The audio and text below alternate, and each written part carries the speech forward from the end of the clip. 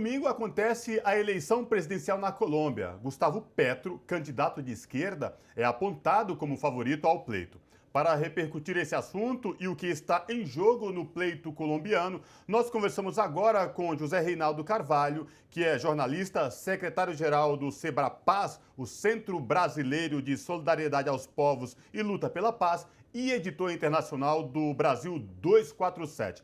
Boa noite, Zé Reinaldo. Prazer em falar contigo. Seja muito bem-vindo.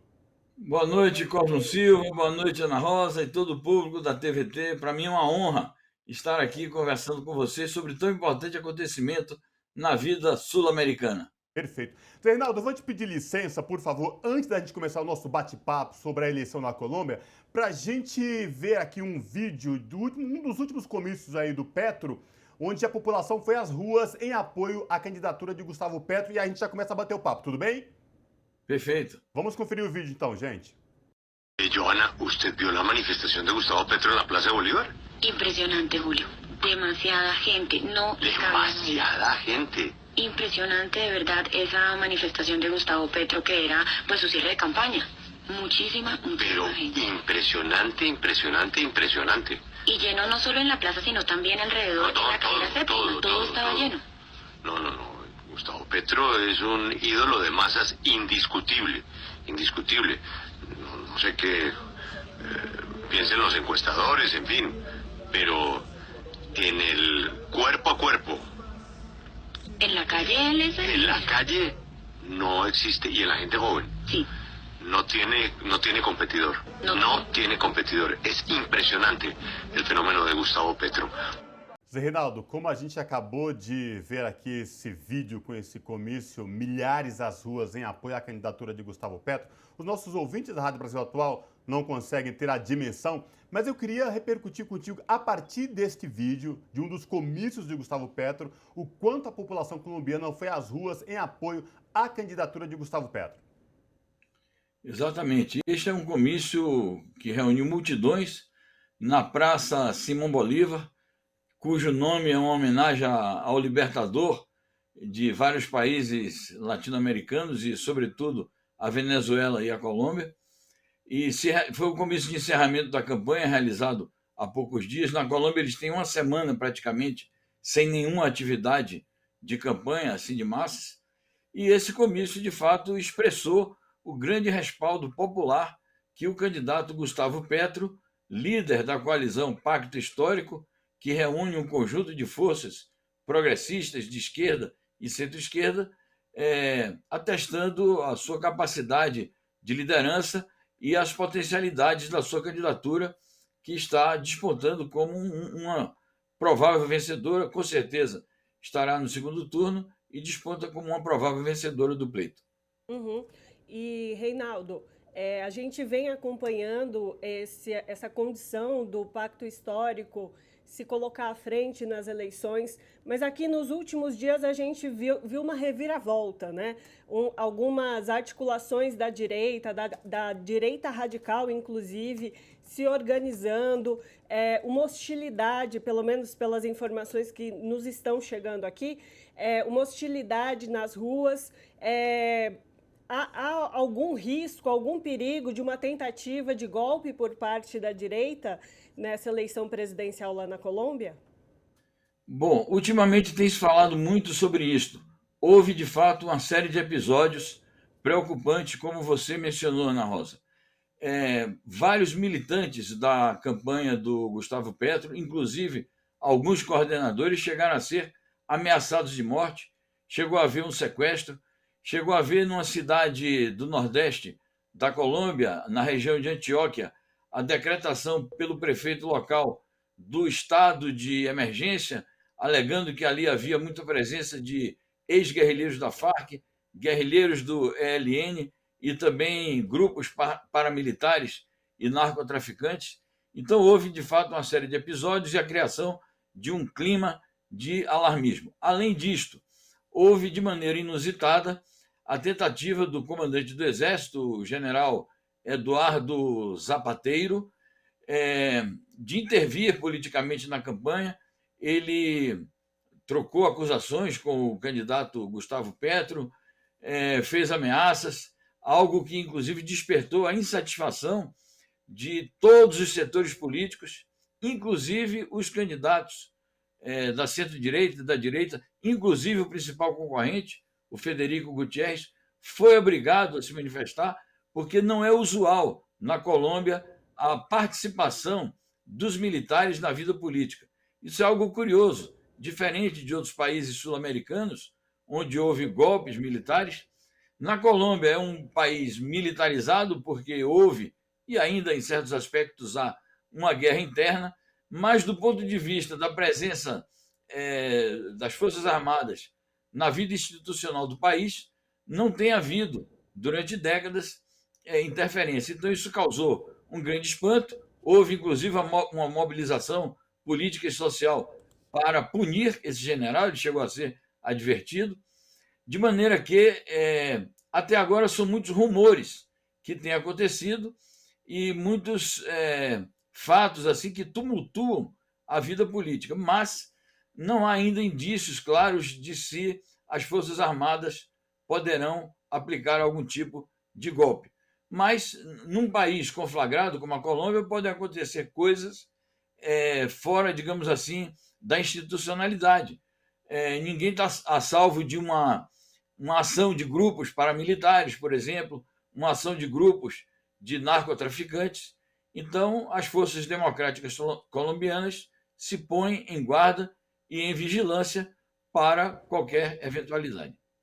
Zé Reinaldo, também nessa última semana que antecede o pleito na Colômbia, lembrando para os nossos telespectadores aqui da TVT e ouvintes da Rádio Brasil Atual que a eleição acontece neste domingo na Colômbia, também teve a discussão da pauta racial, uma vez que a vice de Gustavo Petro é uma mulher negra e também isso elevou o clima também da discussão nessa última semana sobre a eleição na Colômbia, né?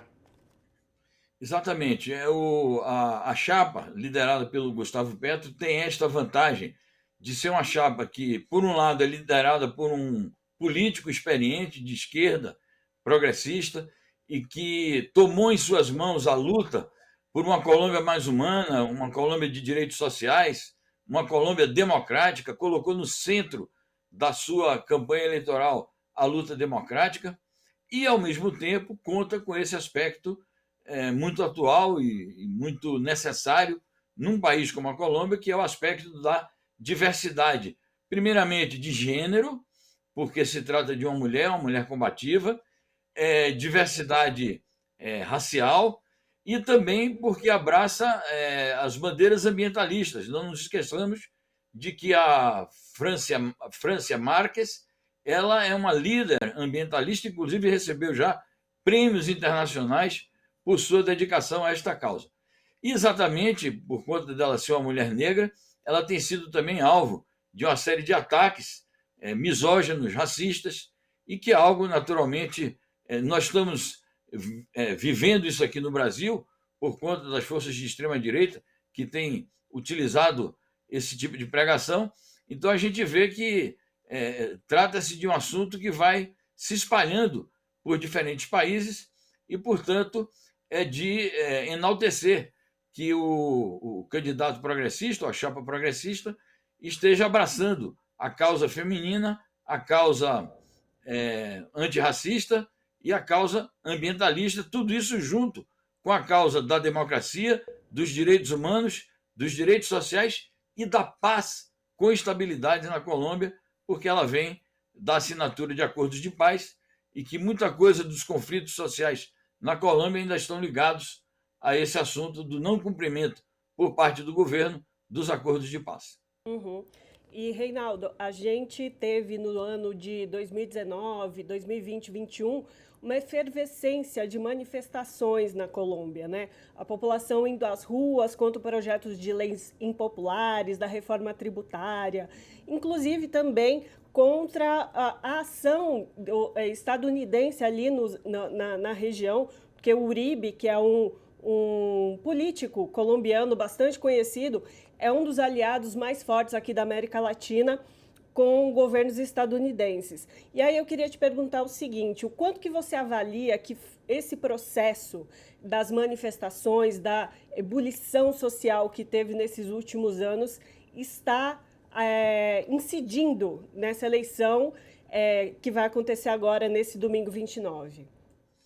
Eu acho que totalmente, Ana Rosa. Veja bem, o Gustavo Petro, como a gente se referiu anteriormente, é um político experiente.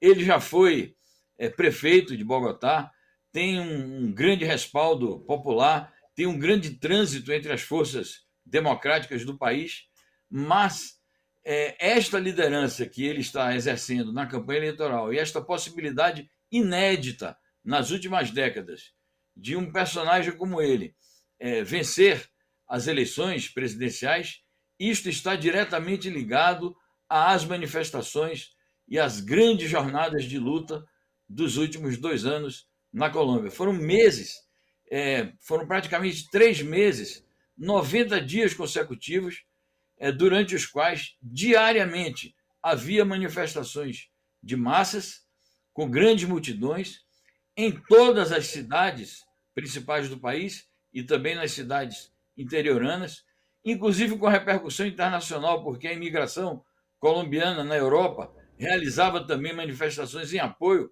aos seus compatriotas, e essas manifestações, ainda que duramente reprimidas, não só a repressão policial de rua, nos confrontos durante as manifestações, mas eles caçavam, as polícias colombianas caçavam os líderes das manifestações à noite, em casa, sequestrava, prendia, alguns até eram assassinados.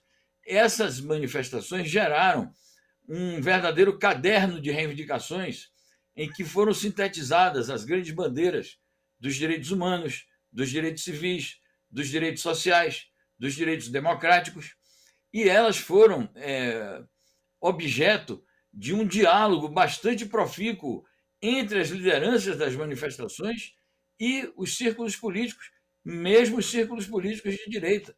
Houve negociações no âmbito do Congresso Nacional e reivindicações e negociações também com autoridades governamentais, a tal ponto que esse caderno de reivindicações das manifestações populares, ele se traduziu em uma série de projetos de lei e que poderão ser aprovadas em qualquer tempo e que representem o resgate dos direitos civis, sociais e democráticos na Colômbia. Então, eu acho que sim, este ambiente democrático das manifestações populares colombianas, este ambiente favoreceu muitíssimo a emergência desta candidatura democrática e progressista.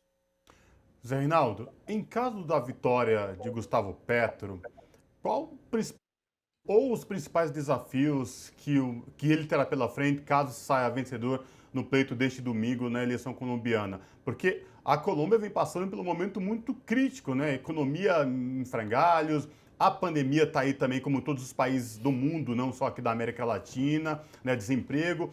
Na tua avaliação, quais os principais desafios em caso da vitória de Gustavo Petro ele vai enfrentar daqui para frente, caso eleito neste domingo? Pois não, Cormon, é uma pergunta muito interessante e muito precisa também. Tem a ver com a essência dos problemas colombianos. De fato, a Colômbia enfrenta grandes desafios, porque, como eu me referi anteriormente, o país viveu mais de 50 anos de uma verdadeira guerra civil, da qual não saiu de todo, mas, de qualquer maneira, foi aprovado e foi assinado com observação internacional um acordo de paz há 6 anos, e que na implementação desses acordos de paz que reside, na minha opinião, a chave para abrir o caminho para a democratização do país, a conquista de direitos sociais e a obtenção de uma estabilidade política.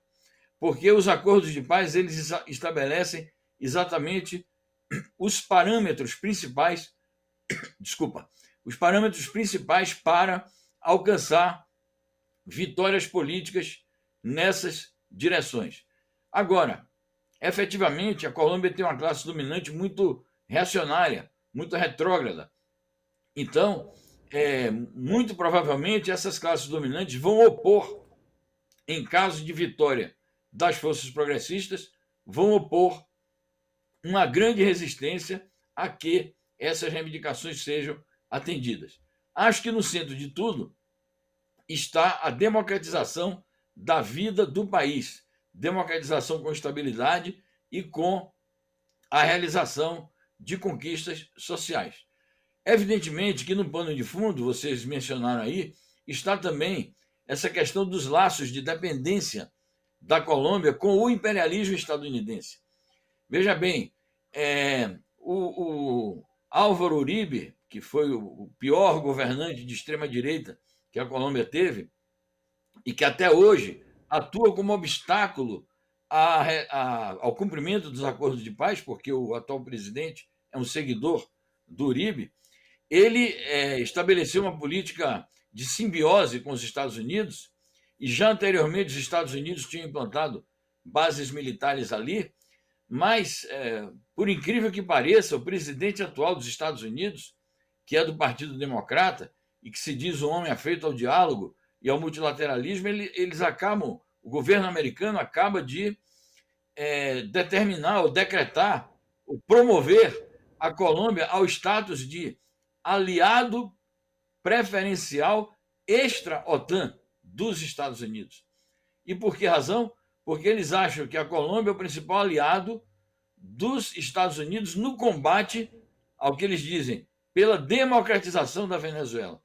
Ou seja, eu acho que um desafio importante que o futuro presidente, caso seja o presidente progressista, vai ter que enfrentar é como organizar bem a sua relação com a vizinhança sem se subordinar a esses ditames dos Estados Unidos e não cair nesta armadilha de que o país será o aliado preferencial extra-OTAN, como se isto viesse a trazer algum benefício para o país, mas, na verdade, na minha opinião, isso seria uma grande armadilha. Uhum. E, Reinaldo, você está colocando uma questão bastante importante, que é a articulação da América Latina e o papel da Colômbia nessa interlocução. A gente teve, agora recente também, eleições no Chile, eleições na Argentina, e todas tiveram um caminho mais à esquerda, elegendo partidos de esquerda ou de centro-esquerda.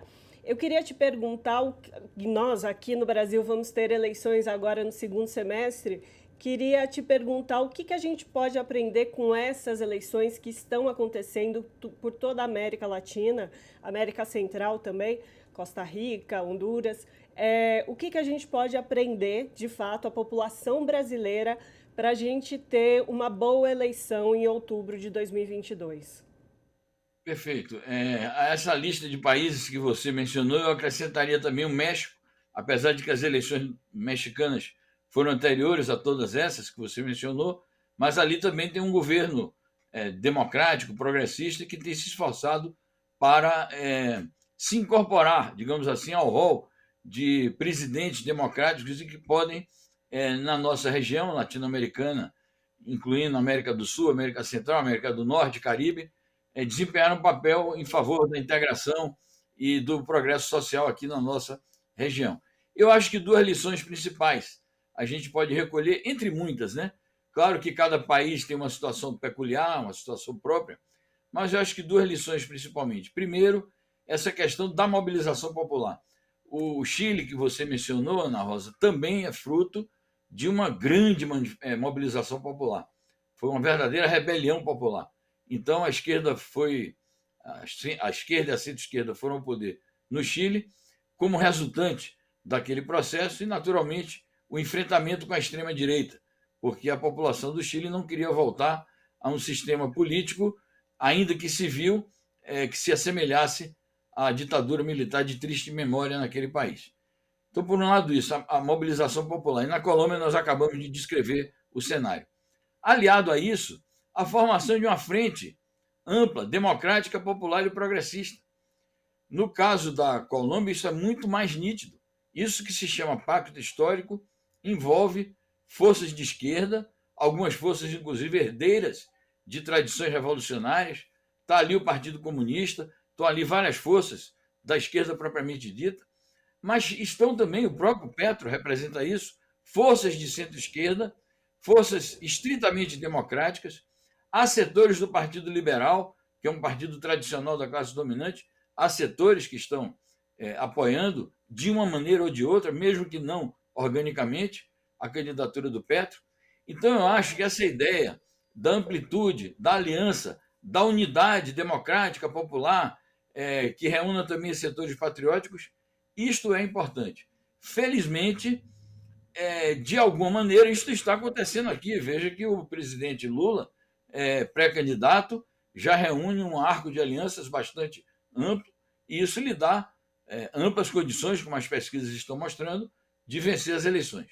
Eu queria acrescentar algo a propósito disso, dessa dimensão latino-americana, que essas vitórias todas, e se elas forem completadas como uma vitória das forças progressistas, agora na Colômbia e em outubro no Brasil, isto vai trazer de volta aquele cenário que nós tivemos na primeira década do século, que era o cenário de um conjunto de governos democráticos, progressistas, populares, alguns assumidamente revolucionários, assumidamente socialistas, mas que cada um, à sua maneira, deu uma contribuição própria para a integração da região em nome do desenvolvimento compartilhado de povos amigos, enquanto que a direita investiu na divisão, na fragmentação. Vejam o que está acontecendo com a CELAC, que é uma obra construída por aqueles governos progressistas, e eles estão simplesmente, as forças de direita,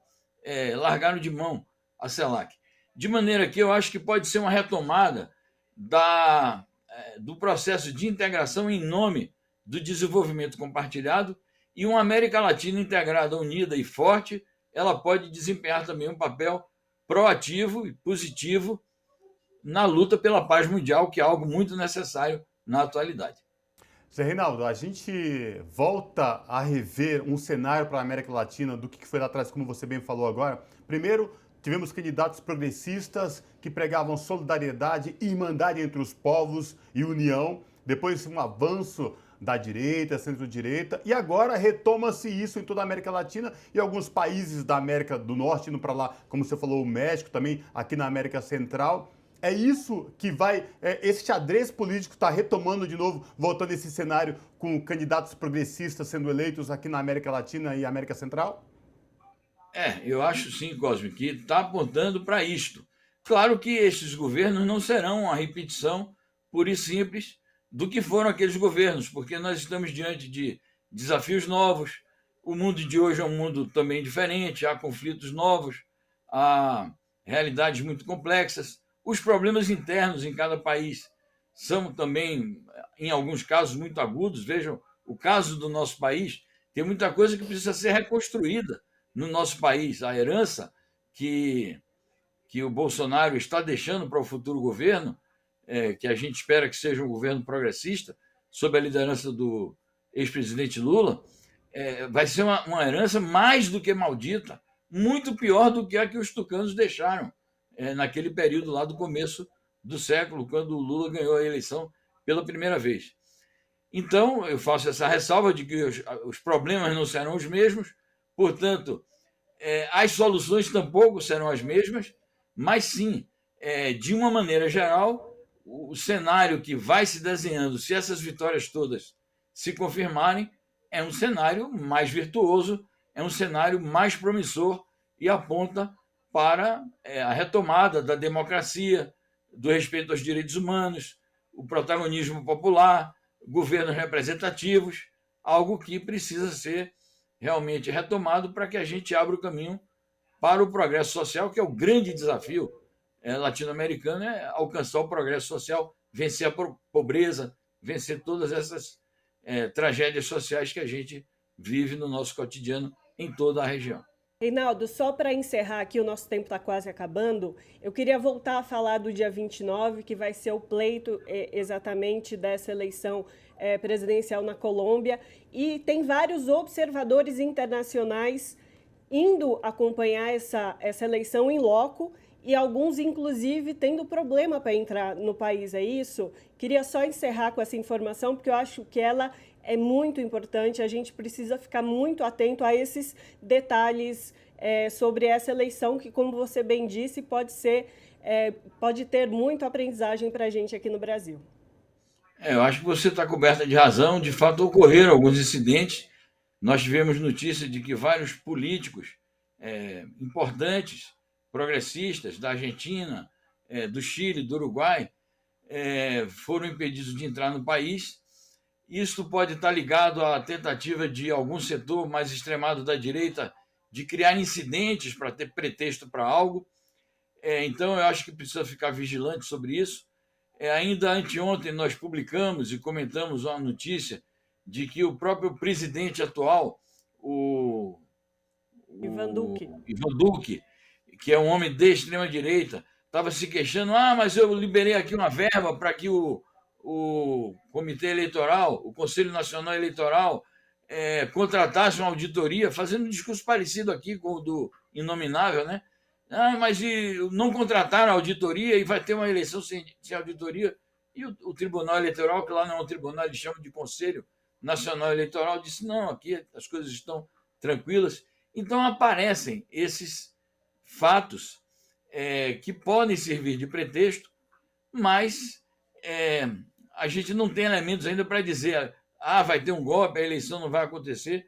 Ao contrário, a tendência principal, diante de uma vigilância internacional que existe, diante de uma mobilização social, é que se houver alguma tentativa, essa tentativa possa ser rechaçada e fracassar. De qualquer forma, as forças democráticas colombianas têm experiência e vão exercer a necessária vigilância sobre todo o processo político eleitoral. Perfeito. José Reinaldo Carvalho, jornalista, secretário-geral do Centro Brasileiro de Solidariedade aos Povos e Luta pela Paz e editor internacional do Brasil 247. Reinaldo, obrigado por trazer aí esclarecimentos valiosíssimos sobre o pleito na Colômbia. Vamos aguardar agora o resultado final. Espero falar contigo em uma próxima oportunidade, viu? Abraço. Muitíssimo obrigado, Cosme, Ana Rosa. Um abraço a todos vocês da Rádio Brasil Atual e da TV dos Trabalhadores. Muitíssimo obrigado. Um abraço. Abraço. Abraço.